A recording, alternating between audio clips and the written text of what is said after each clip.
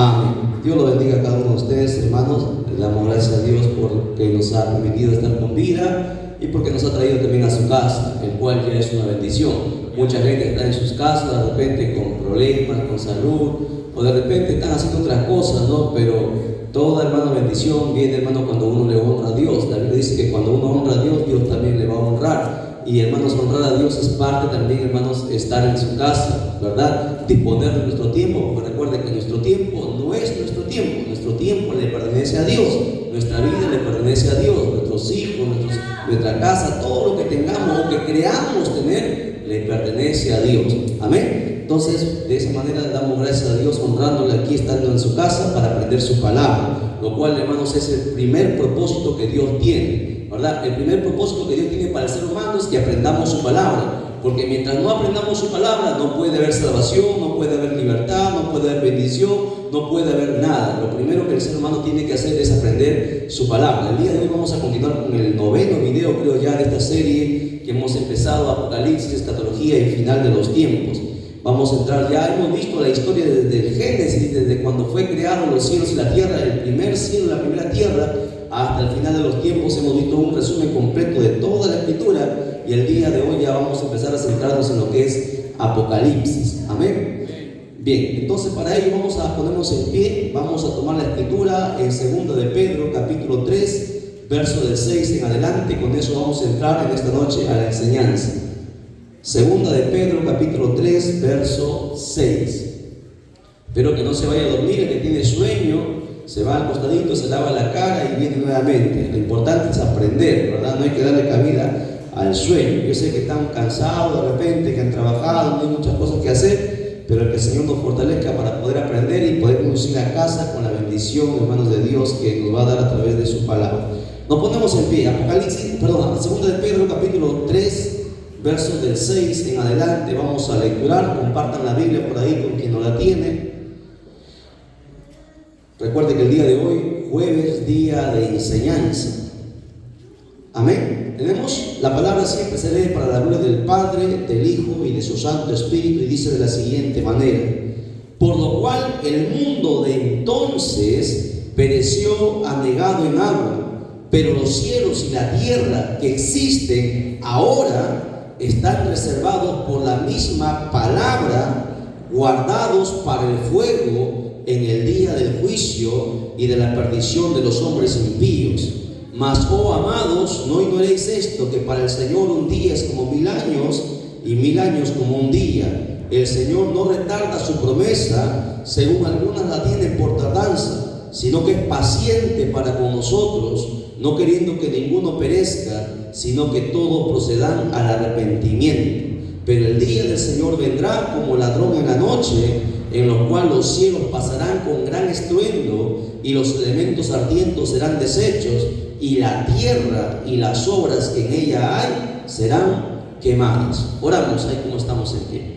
Bendito sea tu nombre, Padre mío, Dios del cielo y de la tierra. Te damos las gracias de todo corazón por habernos permitido estar en esta noche en tu casa, Padre mío. Gracias de todo corazón por traer a tu pueblo. Gracias porque, Señor Dios mío, hay gente, Señor Dios mío, que nos está mirando a través de las redes sociales. En esta hora pedimos, eterno Dios, que sea tu Santo Espíritu quien nos ministre tu palabra, usando este barro, Padre mío, para que tu palabra sea expuesta y tu pueblo pueda comprender las cosas que han de venir pronto, las cosas que van a suceder en breve, bendito Dios, para que estemos preparados, apercibidos y podamos, Señor Dios mío, también enseñar a todos nuestros seres queridos, porque quien quisiera, Señor de bendito Dios, que un ser amado se pierda o tenga que pasar por el mayor peligro que la raza humana va a tener que pasar. Padre, en esta hora que tu Santo Espíritu abre el entendimiento de todos nosotros, mientras tu palabra es predicada, seas tú libertando, restaurando, sanando, consolando, bendiciendo y dando vida a todo aquel que lo necesita, Padre mío. Bendice, Señor Dios mío, a tu pueblo en esta hora, por medio de tu palabra. Atamos al hombre fuerte, todo principado, todo espíritu contrario que sea levantado en contra de tu palabra, Padre mío, sea cancelado, atado todo espíritu inmundo y echado fuera de este lugar. Liberta las vidas, Padre mío, en esta hora, y que solamente la voz de tu Santo Espíritu sea la que hable,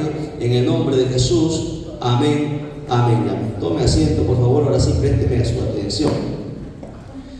Bien, hemos lecturado el pasaje de, hermano, más profundo tal vez de la Escritura, donde el apóstol Pedro Dios le revela al apóstol Pedro las cosas que van a acontecer. Habla que la tierra fue destruida primero por agua y luego va a ser destruida ahora, dice, por fuego. Pedro está hablando de lo que viene en Apocalipsis, y eso es lo que vamos a estudiar el día de hoy. Pedro está hablando que la tierra, dice, y las cosas que hay en ella, el mar, las cosas hermosas, tu casa, los edificios, los paisajes hermosos que conocemos, todo, hermano, será destruido, todo será consumido. Y no importa si la gente lo cree o no lo cree, no importa si el ateo se burla de esto, no importa si el diablo le ha engañado a mucha gente, que esto falta mucho tiempo. La Biblia dice que estas cosas van a suceder y se va a cumplir, y es por eso la importancia y es menester de cada uno de nosotros poder prepararnos para que cuando esas cosas sucedan.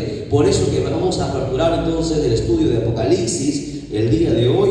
Continuamos con esta serie que hemos empezado. Bien, ahí como ustedes ven Apocalipsis, vamos a entrar el día de hoy al primer capítulo a estudiar ya. Y Apocalipsis es parte de lo que es escatología. Si alguien no sabe lo que es escatología es el estudio sistemático de los eventos futuros. Repito, escatología, cuando usted escuche la palabra escatología, todo cristiano debería saber escatología. ¿Qué es la escatología? Es el estudio sistemático de los eventos futuros. Nosotros sabemos las cosas que van a pasar. La NASA, la NSA, los organismos mundiales que, hermano, que están mirando al cielo, también saben solamente algunas partes de las cosas que van a pasar. Por ejemplo, estos organismos saben perfectamente que viene un asteroide a la Tierra, que la Tierra va a ser impactada y va a causar un colapso mundial como en la época de los dinosaurios.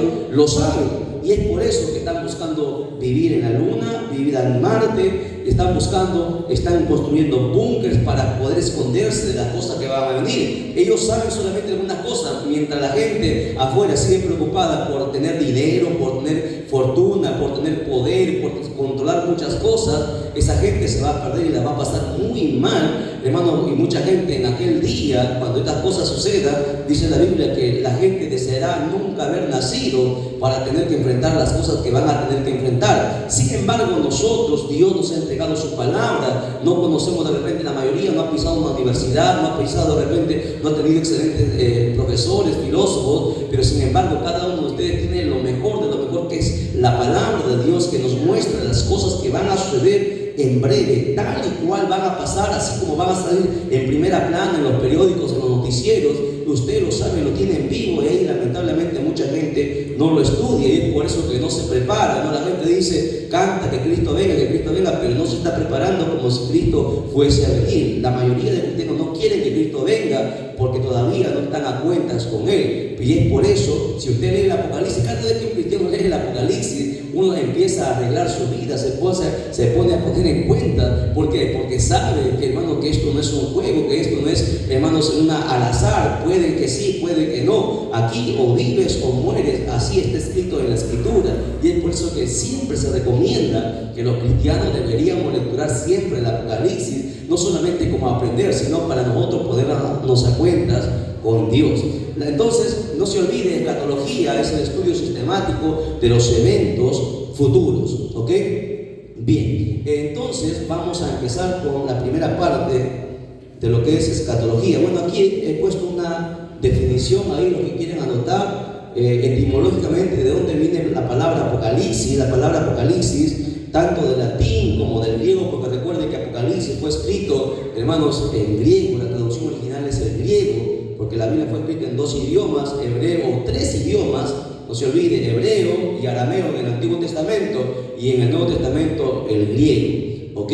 Entonces la palabra Apocalipsis significa revelación o quitar el velo. ¿Por qué? Porque hasta la época del apóstol Juan, hace 2000 años, nadie sabía las cosas que iban a suceder en el final de los tiempos. Nadie sabía, ni Elías, ni Salomón, ni la mayoría de los profetas, ni Abraham, que es el padre de la fe, tenía ese conocimiento. Por eso siempre decimos, el día de hoy los cristianos, nosotros tenemos más conocimiento que el mismo Salomón. Salomón desconocía de lo que es escatología, sabía muchas cosas, sabía gobernar, sabía cómo tener dinero, pero no sabía nada del fin del mundo. Cada uno de nosotros, Dios nos ha dado el privilegio de poder saber las cosas que van a pasar hasta el final de los tiempos, y eso es una bendición de parte de Dios. Entonces, ¿qué es Apocalipsis? Revelación. Es por eso que en algunas Biblias no la llaman Apocalipsis, la llaman revelación. ¿ok? Apocalipsis es un libro de carácter profético. ¿Por qué? Porque todas las cosas que mencionan son, hermano, para los días posteriores, para los últimos días. Eso significa profético, que se profetiza los eventos futuros que van a acontecer. ¿Okay? Entonces aquí hay una serie de revelaciones referentes al fin del mundo. ¿Okay? Es rico en símbolos y trata de los eventos y acontecimientos que la Biblia nos indica. Yo, antes de empezar el capítulo 1, quiero entrar a este grafiquito a ver si algunos recuerdan. Este es un gráfico nuevo que hemos traído para que ustedes puedan ver hasta dónde está su conocimiento. A ver, vamos a empezar entonces. Como ustedes pueden ver aquí, se dice la dispensación de la iglesia. En la Biblia, por si acaso, hay 7 dispensaciones, ¿ya? Y eso vamos a estudiar, las 7 dispensaciones, desde el principio hasta el final hay 7 dispensaciones. Eso vamos a estudiarlo más adelante en lo que es doctrina, los días domingos, hasta que acabemos todavía en lo que es mayordomía. Pero nosotros nos encontramos en la última dispensación, la dispensación de la iglesia. Por eso que aparece ahí en la parte, izquierda. En la parte izquierda aparece la dispensación de la iglesia. Nosotros nos encontramos aquí, en la dispensación de la iglesia. ¿Qué estamos esperando? Estamos esperando, esta flechita roja que va para arriba es el arrebatamiento o rapto, como algunos lo llaman. ¿Correcto? Ahí muestra que Jesús dice baja, porque Él vendrá, hasta la nube nos esperará, y luego de ahí nos va a trasladar ¿a dónde? Según el gráfico, aunque ya no de ustedes deberían saberlo, ya sin gráfico. En el arrebatamiento, ¿dónde pasamos? No, al tribunal de Cristo. No entramos todavía al tercer cielo, entramos al tribunal de Cristo, como ustedes pueden ver ahí. 2 de Corintios capítulo 5, verso 10, habla que la iglesia tendrá que pasar. Vamos a pasar otro como una especie de 2 exámenes, ¿no? El primer examen es si partimos en el arrebatamiento, si estamos bien, ¿ok? Luego entraremos al tribunal de Cristo y ahí seremos nosotros pesados en la balanza de Dios, ¿no? Algunos, dice la Biblia, que recibirán pérdidas, algunos no tendrán las coronas, algunos no tendrán, qué sé yo, mucha gente va a estar triste allá arriba también. ¿Por qué? Porque, bueno, así lo dice 2 de Corintios capítulo 5, verso 10, porque algunos han edificado sobre material que se quema, sobre heno, madera y hojarasca, mientras los que han edificado en oro, plata y piedra preciosa tendrán, hermanos, suma ganancia. Después del tribunal de Cristo, no se olvide, eso sucede allá arriba en el cielo. Nosotros, la iglesia, pasa a lo que se llama las bodas del Cordero, ¿ok? Las bodas del Cordero son Apocalipsis capítulo 19, versos del 7 al 8. Para luego, después de las bodas del Cordero, nosotros pasar a la segunda venida de Cristo y bajar nuevamente aquí a la tierra junto con el Señor Jesucristo. Mientras tanto, cuando el rapto sucede, se apertura los 7 años. ¿Okay? Los 7 años llamados la tribulación o gran tribulación, que está dividida en 2 partes, ¿verdad? Eso ya lo hemos estudiado. 3 años y medio, en los 3 primeros años, y aquí hay una confusión de muchos cristianos, ¿no? Mucha gente piensa que los juicios empezarán aquí a los 3 años y medio, no. Ni bien empieza Apocalipsis capítulo 6, menciona que el primer sello, ¿alguien me recuerda? ¿Qué pasa cuando se abre el primer sello? A ver, ¿quién lo dice? Mana Nancy, cuando se abre el primer sello, ¿qué acontece? Aparece el anticristo. Aparece el anticristo. Por lo tanto, o sea, los primeros 3 años y medio caen los primeros 7 juicios de Dios. Los primeros 7 sellos. En los 3 años y medio, hermanos, se intensifica, hermanos, la justicia o el juicio de Dios en la tierra, donde se desatan las 7 trompetas y las 7 copas de la ira de Dios. Por eso que aquí hemos puesto aquí abajo, porque recuerden que este es un gráfico nuevo, que no es la primera vez que lo traigo aquí, a ustedes son las primeras personas que se les enseña. Aquí nosotros hemos puesto que cuando sucede el rapto y se apertura, hermanos, el primer sello, comienza el pacto que habla Daniel. Recuerde que Daniel y Apocalipsis están unidos. Apocalipsis es el complemento de lo que Daniel empieza. Daniel no pudo terminarlo y es Juan quien escribe y complementa el libro de Daniel. En Daniel la Biblia dice que falta una semana y esa es la semana de los 7 años que pasan aquí. Por eso que aquí comienza el pacto. ¿Qué pacto? El pacto que el anticristo hace con todas las naciones del mundo. Hay un pacto, una tregua donde se establece: un único presidente, una única moneda, un único lenguaje, una única religión, exactamente, y hay paz. Es un pacto que el anticristo propone al mundo y el mundo lo va a aceptar y empieza el reinado del anticristo. Pero a los 3 años y medio, el anticristo, como dice aquí Daniel 9:27, rompe el pacto, ¿verdad? ¿Por qué? Porque el anticristo, como todo el mundo lo recibe y él se quiere, hermano, él se proclama a Dios, Israel no lo va a aceptar. Cuando el anticristo va a querer entrar a Israel y sentarse en el trono del tercer trono de Salomón, es ahí donde el anticristo va a romper el pacto. ¿Por qué? Porque Israel lo va a rechazar, porque Israel sabe y tiene en su ley que solamente hay un solo Dios que está en el cielo. Y cuando el anticristo se proclame Dios, Israel va a despertar, va a reaccionar sabiendo, porque Israel al inicio lo va a recibir, lo va a aceptar. Recuerde que el anticristo va a traer por primera vez la paz entre los musulmanes y el pueblo judío, el pueblo de Israel. Es el único que va a traer esa paz, ¿verdad? Por 3 años y medio. Cuando el anticristo los 3 años y medio se saque la máscara y se proclame Dios, Israel recién va a reaccionar, la venda de los ojos se le va a caer y le va a rechazar. Es ahí donde él rompe el pacto y empieza la gran persecución, ¿ok? Y ahí en ese instante, en esos 3 años y medio, el mundo la va a pasar muy mal, porque los juicios de Dios caerán intensificados. Recuerden que son 21 juicios de Dios más 7 que están ocultos, que no sabemos cuáles son esos 7, pero 21 sí, y con esos 21 la población va a ser diezmada completamente. Aproximadamente nosotros calculamos que para esa fecha la población mundial será 8.000 millones de personas. Somos actualmente un poco más de 7.000 millones de personas, 7.5 billones de personas en el mundo entero. Para esa fecha aproximadamente los teólogos dicen que 8.000 millones de personas habrá en esa época. Pero cuando caigan los juicios, escuche bien, cuando caigan los juicios no llegaremos ni a 1.000 millones. Habrá mucha muerte, la gente morirá, irá al infierno. Será terrible esos días. Bueno, después al final de los 21 juicios de Dios vendrá el Señor Jesucristo, y aquí se produce, faltan 2 batallas suceder, 2 batallas. ¿Cuáles son esas batallas? A ver, ¿quién me dice? ¿Cuáles son las 2 últimas batallas según la Biblia? Que faltan 2 últimas guerras que van a acontecer, que van a afectar a todo el mundo. ¿Cuáles son? Armagedón, como está ahí, ¿y cuál más?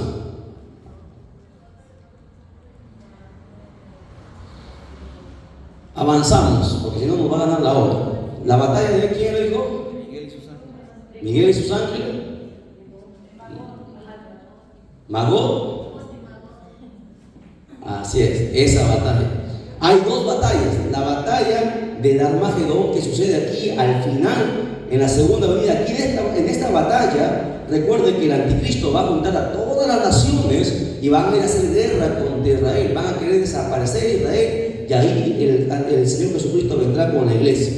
La otra batalla de Gog y Magog, que dice nuestra hermana Emily, estaba atenta a la enseñanza, sucede después del milenio. Aquí, me faltó aquí una flechita. Aquí viene la otra batalla llamada la última batalla, la batalla de Gog y Magog, donde el diablo sale del abismo y a toda la gente que estaba en el milenio hace que se rebele en contra del Señor, y será la última batalla. Después de eso aparece ya lo que es, hermanos, el juicio del gran trono blanco.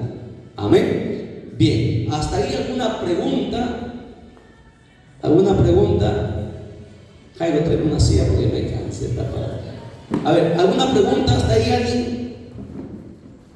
¿Nadie? ¿No hay preguntas? Yo pregunto entonces. Nadie quiere preguntar. ¿Por qué tienen miedo a preguntar? Si se equivocan, pues. Bien, pero hasta ahí creo que ya está clarito, ¿verdad? Ahí creo que no va a haber ningún problema. Bien, pasamos entonces ahora sí a estudiar lo que es Apocalipsis. Es más, voy a poner otro gráfico más para que lo entiendan de una manera mejor, ¿ya? A ver. Miren ese diagrama que hemos elaborado de lo que es Apocalipsis. Apocalipsis lo hemos dividido en 3 partes para poder estudiarlo nosotros, ¿ok? Nosotros nos encontramos aproximadamente ¿en qué parte de Apocalipsis? Pregunta, ¿ya? ¿Apocalipsis ya empezó? ¿Todavía no empieza? ¿Qué creen ustedes? Ya empezó, dicen. Y si ya empezó, ¿dónde nos encontramos? En el mensaje, muy bien, César dice el mensaje de la Odisea, César se acuerda, ¿verdad? Y el mensaje de las iglesias se encuentra en qué capítulo de Apocalipsis. En Apocalipsis capítulo 3, el último mensaje de la última iglesia, que somos nosotros en nuestra época actual, ¿verdad? Por lo tanto nos encontramos en Apocalipsis capítulo 3, ¿ok? Lo que está sellado para los pastores que nos están mirando y algunos maestros también, porque mucha gente dice que Apocalipsis es un libro sellado. Claro, Apocalipsis es un libro sellado, pero a partir del capítulo 6, donde empieza el juicio de la gran tribulación, para adelante. Pero nosotros nos encontramos actualmente en Apocalipsis capítulo 3, en la época de las iglesias. Apocalipsis capítulo 3 es el mensaje de la última iglesia, la iglesia de la Odisea. Vamos a mostrar al final un gráfico del periodo de cada una de las 7 iglesias, de qué periodo, a qué fecha son ese mensaje. Todos nosotros nos encontramos aquí, la época actual, nos encontramos aquí en esta última iglesia llamada la iglesia de la Odisea. Luego viene, como ustedes ven ahí, el rapto. El rapto se menciona en Apocalipsis capítulo 4, ¿verdad? Cuando el Señor le dice a Juan, sube acá, ¿no? Y Juan sube al cielo y ve las cosas que Dios le muestra. Entonces el Apocalipsis capítulo 4 y el capítulo 4 es el rapto. El capítulo 5 de Apocalipsis es las cosas que veremos en el cielo. Y Apocalipsis capítulo 6 es donde empieza el juicio, la gran tribulación, ¿ok? Entonces por eso nosotros lo hemos dividido en esas 3 partes, ¿ok? Hasta ahí estamos, no se olvide. Aquí está en las primeras 3 años y medio los 7 sellos, y luego en los otros 3 años y medio las 7 trompetas y las 7 copas. Luego viene la segunda venida, luego viene el milenio, el juicio del trono blanco, cielo nuevo y tierra nueva. Eso también para reforzar lo que hemos aprendido en las 7, 8 lecciones que hemos visto ya anteriormente a esta. Bien, ahora sí, abran su Biblia de Apocalipsis capítulo 1, todos con su Biblia. Vamos a empezar Apocalipsis. Apocalipsis 1:1. ¿Estamos? Dice, la revelación de Jesucristo. Escuche bien, esta fue la revelación no del apóstol Juan. Esta no fue la revelación del Papa. Esta no es la revelación de un pastor. Esta es la revelación del mismo Señor. Dice la revelación de Jesucristo. O sea que Apocalipsis le pertenece al Señor. Y si el Señor lo ha dicho, va a pasar, porque Dios no es hombre para que mienta, ni hijo de hombre para que se arrepienta. Aunque la gente se prepare o no se prepare, esto va a acontecer. Aunque la gente lo crea o no lo crea, esto va a acontecer, porque la boca del Señor lo ha hablado. Por eso dice la revelación de Jesucristo. Nadie sabía hasta ese entonces, escuche bien, el primer personaje que sabe de las cosas que van a pasar al final de los tiempos es el apóstol Juan. No lo supo ni Abraham, ni Noé, no lo supo ni Elías, ni Isaías, no lo supo ni Salomón, ni David. El apóstol, hubo alguien que estuvo ahí estando raspando para ver las cosas que iban a acontecer, pero no las supo. Solamente vio las cosas en el cielo. Se llama el apóstol Pablo. Recuerden que el apóstol Pablo, antes que Juan fuese arrebatado, el apóstol Pablo dijo, conozco a un hombre que no sé si en el cuerpo o fuera del cuerpo, fue arrebatado hasta el tercer cielo, donde vio, dice, cosas inefables que no le ha sido permitida, dice, hablar. O sea, Dios a Pablo, cuando Pablo fue arrebatado al tercer cielo, y Pablo vio todas las maravillas, vio a Abraham, vio a Noé, vio todas las maravillas del cielo, Dios le prohibió a Pablo hablar. Por eso Pablo dice, me fue prohibido hablar, porque no le competía a él. Ese era el trabajo del apóstol Juan. Entonces Pablo vio las cosas en el cielo, pero no vio las cosas que iban a suceder en el final de los tiempos. Eso lo vio el apóstol Juan, ¿ok? Vamos a ver, dice que Dios le dio, porque fue Dios. Recuerde que fue Dios, no fue Juan quien escribió, fue Dios quien le entregó. Juan no se imaginó, Juan no soñó, sino que Juan lo vio. Dios le mostró todas las cosas que iban a pasar. Dice ahí, para manifestar a sus siervos. ¿Para quién es este mensaje? Para sus siervos. ¿Por qué para sus siervos? Porque la gente del mundo no lo va a creer, pues. La gente del mundo se va a reír. La gente del mundo, para ellos el Apocalipsis es un chiste, es una fábula, es un cuento. ¿Por qué cree que una vez Jesús dijo, no deis vuestras perlas a los cerdos?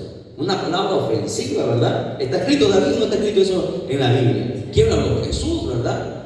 Es que hay gente que, hermanos, tú le hablas de Biblia, se van a burlar. Por eso que dice que la revelación de Apocalipsis fue para nosotros, fue para la iglesia, no fue para el mundo. Cuando nosotros lo entendamos, una vez que lo entendamos, recién podríamos enseñar al mundo. ¿Lo entienden? Pero la revelación fue para nosotros, que creemos, que sabemos que Dios no está jugando, que esto es algo real. ¿Ok? ¿Qué más? Dice, las cosas que deben suceder en un siglo, pronto, dice, las cosas que van a suceder pronto. Y mucha gente dice, pero qué pronto, han pasado 2000 años y no pasa. No han pasado 2000 años para nosotros, han pasado 2000 años para Dios. ¿Ha pasado cuánto? 2 días, nada más. 2 días ha pasado. Y en el tercer día, Dios la va a ejecutar. Le pregunto, ¿en qué día nosotros estamos? ¿En qué año estamos? Cada día, ¿cuánto es? 1000 años. Entonces, ¿en qué día estamos? No, tan mal. Estamos en el 2024. Si un día es 1000 años, 2 días, ¿cuántos son? 2000 años. Ya pasaron 24 años más, ¿verdad? ¿En qué día estamos? Estamos en el tercer día. Por eso que en nuestra época va a ser estas cosas. Somos la última generación. Va a acontecer. El día y la hora no lo sabemos, pero va a acontecer. Esta es la última jugada que vamos a jugar, la última carrera que vamos a correr. A nosotros se nos ha concedido esta enorme responsabilidad, pero lamentablemente la iglesia no está preparada. El apóstol Pablo hace 2000 años, él quería ser la última, quería estar vivo en el día del arrebatamiento. Pablo escribió y dijo así, primero los muertos en Cristo resucitarán primero, luego nosotros, dijo el apóstol Pablo. O sea, Pablo se consideraba que iba a estar vivo en el día del arrebatamiento, del rapto. Pablo anhelaba estar en ese día, ¿verdad? Pero no se le concedió. Lamentablemente a nosotros se nos ha concedido, pero la iglesia de este tiempo es una iglesia mundana, es una iglesia carnal, es una iglesia soñolienta, se duerme en los mensajes, no le predica a nadie, no se convierte, no hace nada. ¿Qué arrebatamiento vamos a pasar? No han ganado ninguna alma, no han parido ninguna oveja. ¿Qué arrebatamiento vamos a? Yo no sé cómo la iglesia de este tiempo, y no estoy hablando a la iglesia de Cristo Salvador, estoy hablando, ¿sabe cuántos hermanos nos están mirando en diferentes lugares?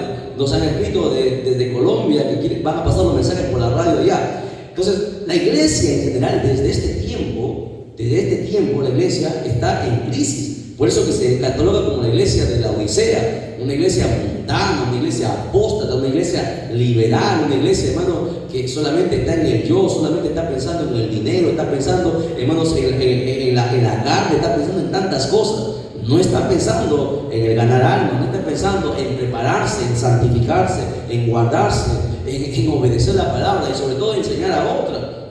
No está pensando en eso. No, la iglesia de este tipo piensa que solamente congregar es suficiente. Y ese día será una terrible sorpresa para mucha gente. Iglesias enteras, como decían los escatólogos, se van a quedar. Iglesias enteras se van a quedar porque van a tener un baldazo de agua fría, porque lamentablemente no hicieron la voluntad del Padre. Jesús en una oportunidad dijo, y el Espíritu Santo está hablando, y eso no estaba en el mensaje, en una oportunidad dijo, ¿quién es mi madre y mis hermanos?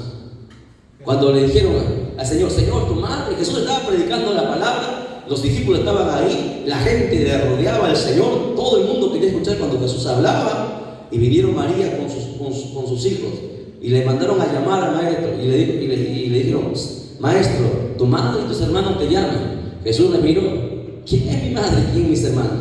¿Qué dijo Jesús? Mi madre y mis hermanos son los que hacen la voluntad de mi Padre. ¿Y cuál es la voluntad del Padre? Hermana Edith, ¿cuál es la voluntad del Padre? Ya todos van a responder, ¿eh? Vamos a preguntarles a todos. Ya va por ahí, casi lo da en el clavo, ¿está bien? ¿Cuál es la voluntad del Padre? Les ayudo. Jesús en una oportunidad dijo, más buscar primeramente. y su justicia en la tierra. Y ayer predicamos sobre eso, ¿no? Antes de ayer fue. ¿Qué significa eso?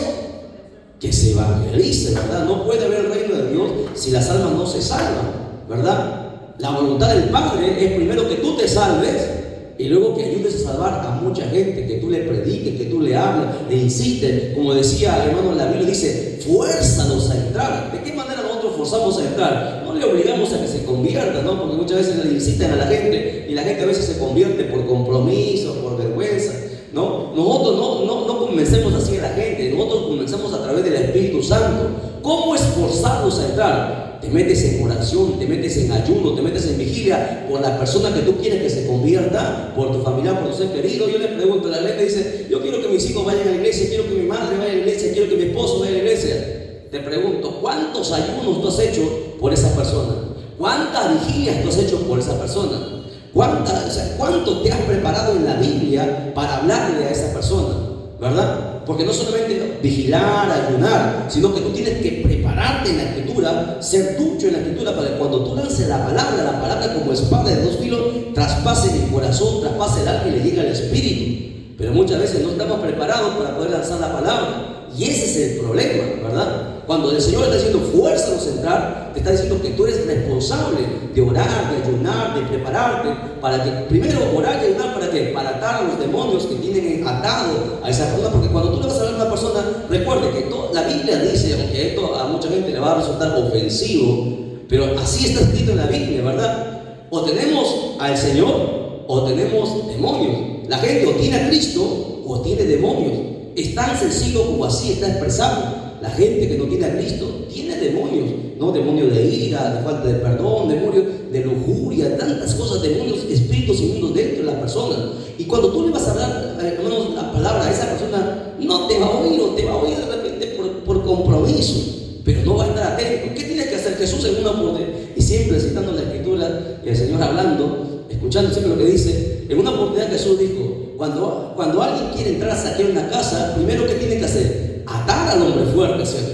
Jesús dijo esa palabra, hay que atar al hombre fuerte, y una vez que tú ates al hombre fuerte, podrás entrar y saquear la casa. Jesús le está hablando primero que tenemos que atar los demonios que esa persona tiene. ¿Y cómo se ata? Con oración, con ayuno, con vigilia, ¿verdad? Una vez que están atados, ya no pueden ellos operar en el alma de esa persona, entonces su alma está libre para poder escucharte. Entonces tú te preparas con la palabra y metes la espada, como decía, ¿no? Hasta el corazón, la palabra. Pero la verdad que los cristianos de este tiempo no hacen eso. Y ese es el gran problema. Y un día Dios nos va a demandar por todas esas cosas. ¿Ok? A su nombre. A su nombre. ¿Por qué me miran asustado?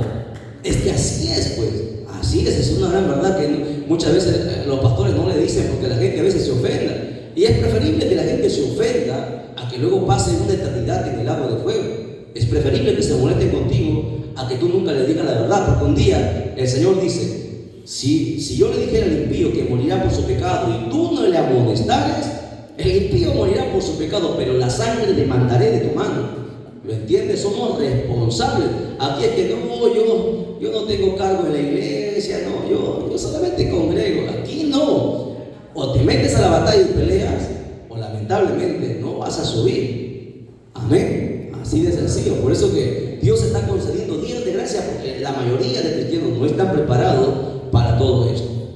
Entonces, las cosas que deben suceder pronto. ¿Cuándo? No sabemos. Vivimos esta fecha porque estamos en el tercer día. En el tercer día, ¿ok? Ya no estamos en el segundo día. El segundo día era hasta los 2000. Estamos en el tercer día. Dice, y la declaró enviándola por medio de su ángel a su siervo Juan.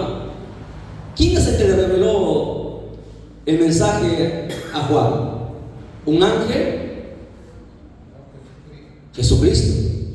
Para su información, aprenda. Muchas veces a Jesús o al Señor se muestra en la Biblia como el ángel del Señor, porque aquí está diciendo, le envió por medio de su ángel, pero el que lo trajo la revelación fue Jesús. Es que a Jesús se le dice muchas veces como el ángel de Jehová. Jesús aparece en el Antiguo Testamento muchas veces como el ángel de Jehová. Jesús ha aparecido muchas veces en la Biblia, ¿verdad? Desde el Antiguo Testamento ha aparecido. A ver, hermana Evelina, ¿Te acuerdas? En el Antiguo Testamento, al menos 3 menciones, ¿ya? ¿Te acuerdas dónde, en qué oportunidad apareció Jesús en el Antiguo Testamento? Mientras estaba pensando, nuestra hermana Ivonne, espera, primero la dama, nuestra hermana Ivonne, también está pensando, la hermana Iraida, Abraham, muy bien, ahí va una vez, se le apareció a Abraham, no fue Dios, fue Jesucristo. ¿Por qué no fue Dios? Porque Dios es espíritu, pero Jesús, ¿a quién? A Moisés, muy bien, hermana Adriana está sacando cara por las mujeres, a Moisés. ¿Cuándo fue eso, hermana Adriana? ¿Cuándo? ¿En la zarza? No, en la zarza no lo vio. En la zarza le habló, pero no lo vio. No, cuando le entregó los mandamientos no lo vio. ¿Cuándo es que Moisés vio al Señor? No, a ver, David, ¿cuándo Moisés vio al Señor? Ahí está, hermana Adriana, ¿verdad? ¿Se acuerdan cuando Moisés le dijo, Señor, quiero verte? Y el Señor le dice, no me puede ver hombre y seguir vivo, porque todo aquel que me vea morirá. Pero ponte aquí, ponte en la roca, le digo, ponte en la piedra, y tú verás cómo mi presencia, mi gloria pasa. Y dice la Biblia que Moisés vio las espaldas de Dios. Pero si Dios no tiene espaldas, pues hermano, porque Dios es espíritu, lo que vio Moisés fue las espaldas del Señor Jesucristo. Recuerda. ¿Qué más? ¿Dónde más apareció Jesucristo en el Antiguo Testamento? Apareció en varias oportunidades, ¿sabes? Ya queda como tarea para ustedes, ya para la próxima, que quiero avanzar, porque no hacemos nada, todavía estamos en el primer versículo. Bien, ok, entonces cuando se menciona el ángel del Señor, muchas veces es el Señor Jesucristo, o a veces es el Gabriel, o a veces es, ¿cómo se llama el otro ángel que siempre aparece? Hay 2 ángeles, Miguel, muy bien, Jaime. Muy bien, avanzamos entonces, hasta ahí no hay pregunta, ¿no? Ya estudiamos el primer versículo, ya aprendimos bastantes cosas de un solo versículo. Hemos aprendido un montón de cosas de un solo versículo. Pasamos al siguiente versículo. Verso 2. Lea conmigo. Dice, que ha dado testimonio de las palabras de Dios. ¿De quién está hablando? Que ha dado testimonio de la palabra de Dios.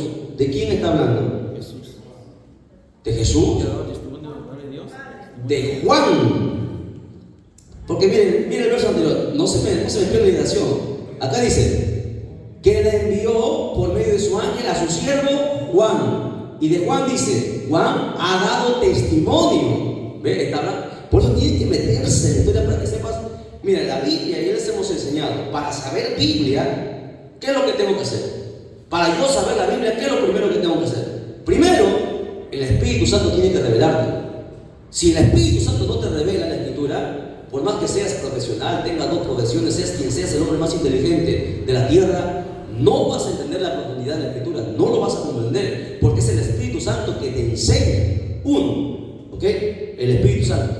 2, cuando tú leas la Escritura, tú tienes que saber, primero, hacerte las preguntas que se hace toda persona que quiere estudiar la Biblia. Primero, ¿quién escribió eso? Segundo, ¿a quién lo escribió? Tercero, ¿bajo qué circunstancias escribió eso? ¿A quién está dirigido? Esas son preguntas que uno se tiene que hacer para saber y poder entender cómo, a quién va ese mensaje o qué está diciendo ese mensaje.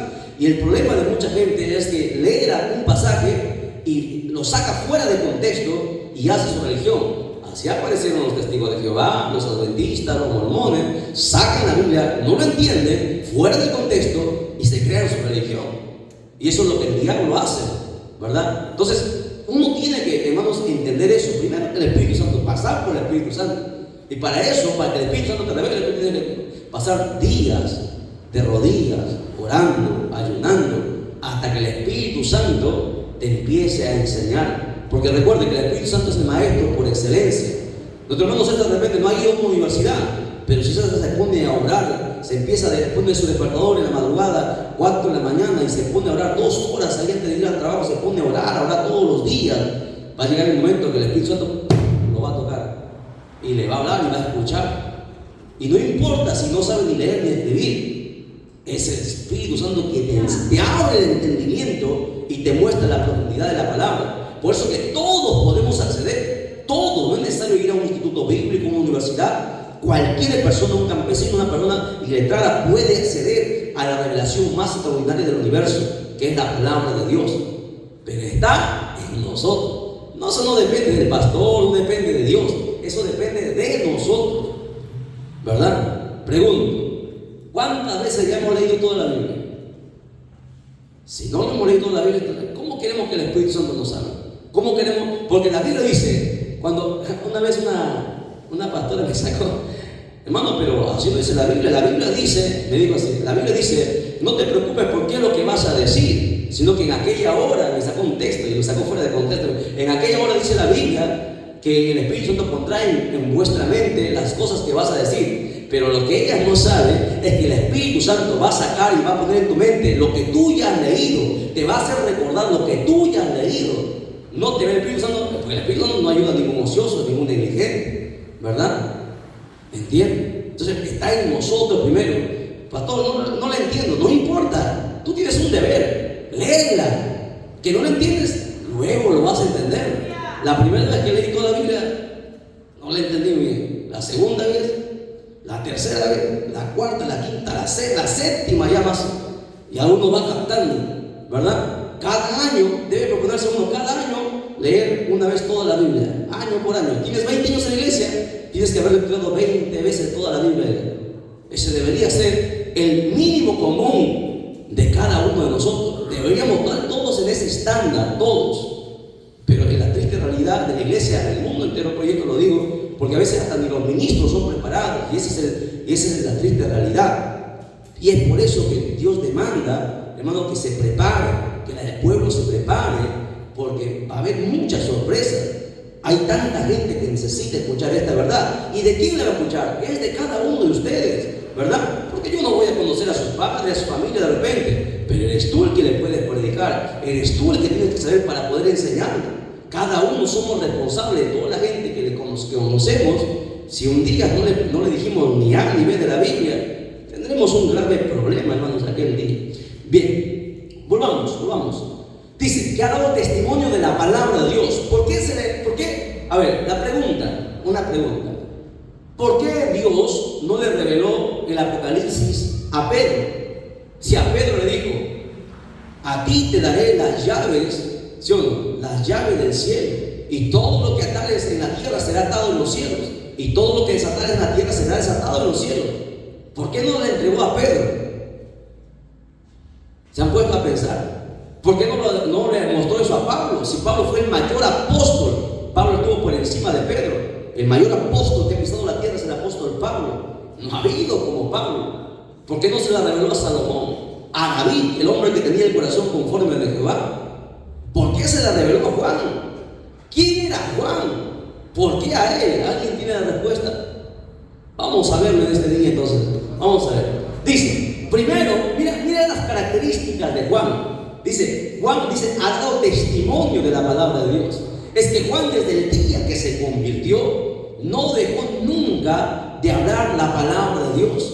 Nunca dejó de predicar. Ustedes saben que el menor de los discípulos, el más joven, tenía 15 años. Dicen los teólogos, 15 años cuando Juan fue llamado. Era el menor de todos los discípulos.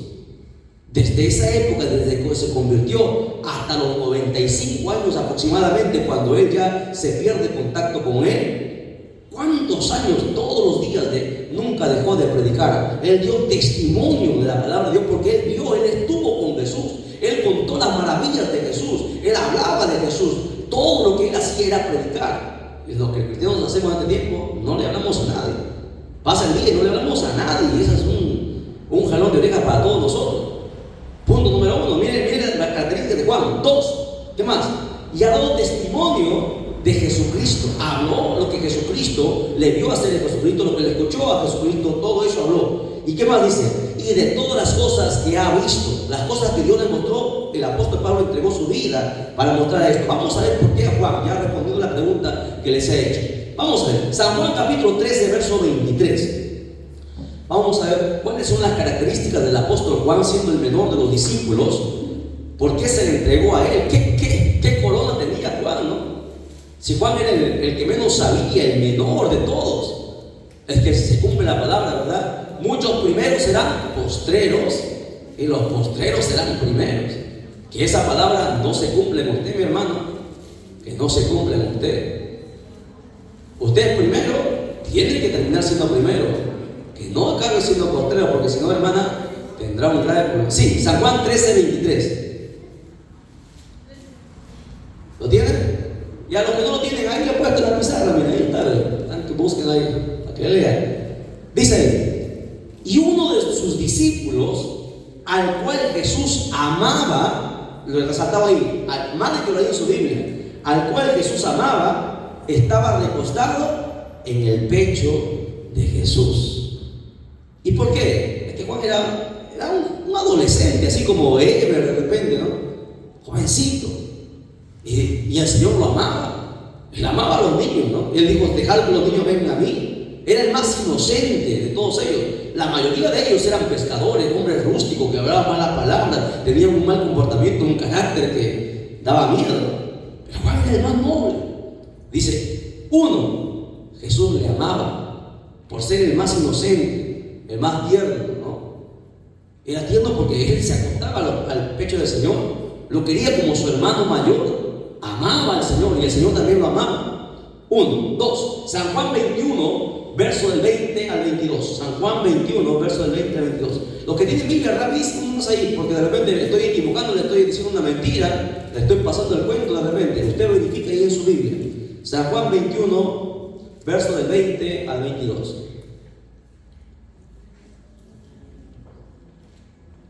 ¿Lo encontró? En el Nuevo Testamento, hermano, en el Antiguo Testamento. El Nuevo Testamento, está mirando el índice. San Juan, hermano, cuarto libro del Nuevo Testamento. ¿Ya? Listo. Dice, entonces Pedro, volviéndose, ve a aquel discípulo al cual Jesús amaba. ¿Quién era ese? Juan, ¿ok? Que lo seguía. Me adelanto. Cuando Pedro lo vio, dijo a Jesús, Señor, ¿y este qué? Mira Pedro, mira, ¿qué pasa? Les explico, preste atención aquí, luego seguimos leyendo, para que usted entienda. ¿Qué pasa? Siempre estaban los 12 con Jesús. Y Pedro era el más preguntón, el más, usted sabe, si usted ha leído los evangelios, usted va a ver que Pedro era el más aventado, ¿no? Siempre Pedro, el que cortaba las orejas, Pedro el hombre más rústico. Y Pedro parecía que iba a ser el que iba a quedar después de Jesús. Todos pensaban que Pedro iba a quedar después de Jesús, porque Pedro siempre estaba ahí con Jesús. Pero resulta que este jovencito llamado Juan nunca dejaba al Señor. Y un día Jesús le llama a Pedro y empiezan a hablar. Se apartan de los discípulos, pero el jovencito Juan les empezó a seguir. Y a Pedro le entró como celo, como envidia. Y lo que pasa ahora en este tiempo, ¿no? Celo entre ministros, pastores, entre el ministerio de alabanza, hay celo. No se dice, pero el Espíritu sabe discernir, hermano. Al Espíritu nadie le engaña. Existe celo, ¿no? Envidia.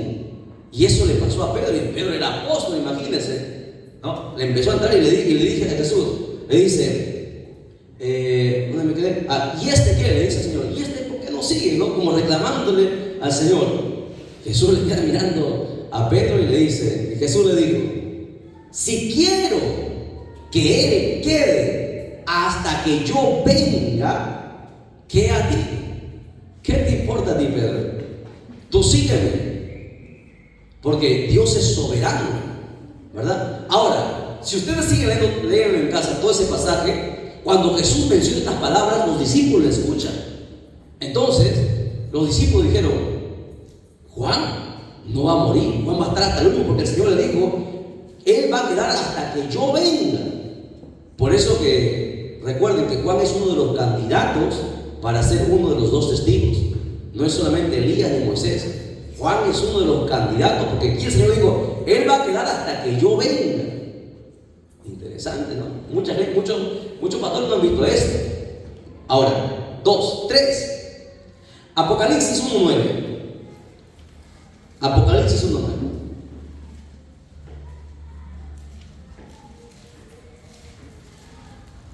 Rápido, hermano, rápido, que nos va la hora y ya estamos en el segundo versículo. Yo pensé hacer los 19 versículos. ¿Ya lo tiene? Dice: yo, Juan, que también soy vuestro hermano y compañero en la tribulación. Este Juan del cual nosotros estamos hablando, Juan fue, escucha, aprenda. Ustedes saben que todos los discípulos murieron de una manera fea. A Pedro, por ejemplo, ¿sabe cómo murió Pedro? Solamente crucificado, cabeza abajo. ¿Sabe cómo murió Mateo? ¿Sabe cómo murieron los discípulos? Les arrancaron la piel, les cortaron la cabeza.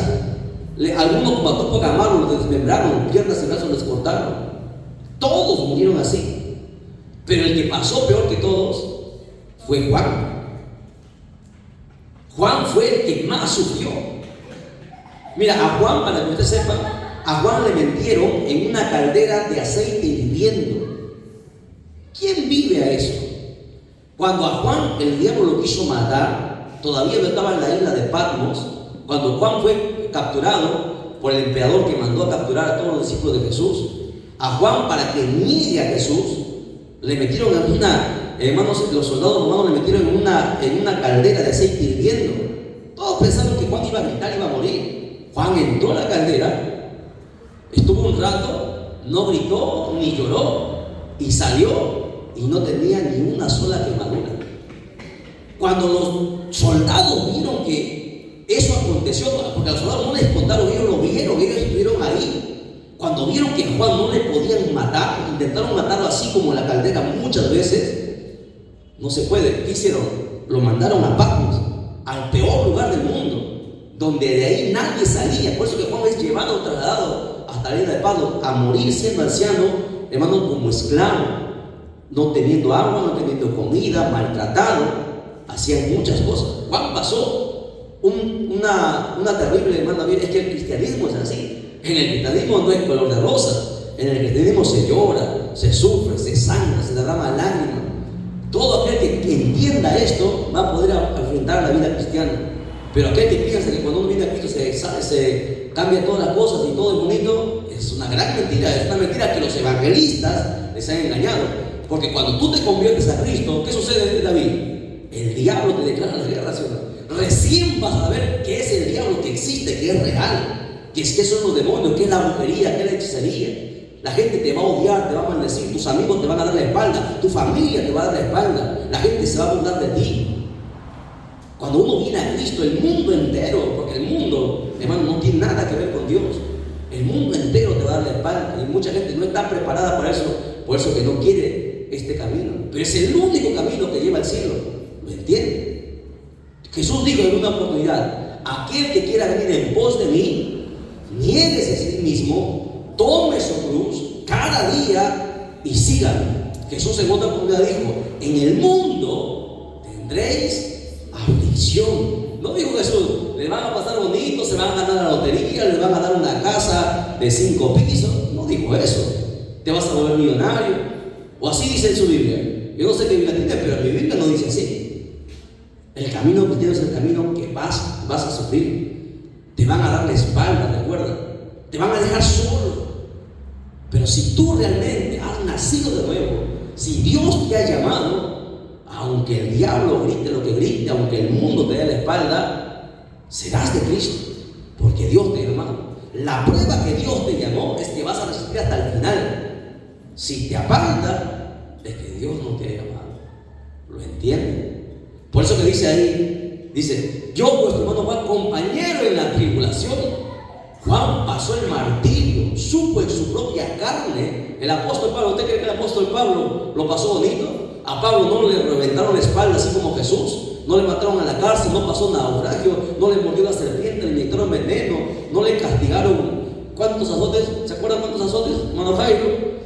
¿Se acuerdan cuántos azotes le dieron a Pablo? Le mordieron a Pablo y así le metieron a la cárcel después. ¿Se acuerdan? Es que la vida cristiana se sufre. Pero recuerden que valdrá la pena cada lágrima, cada sudor, cada esfuerzo. Valdrá la pena en aquel día. Valdrá la pena.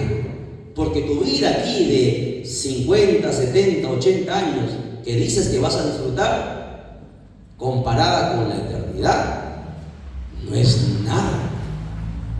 Amén. A su nombre. A su nombre. Pues hermano, gracias, Padre.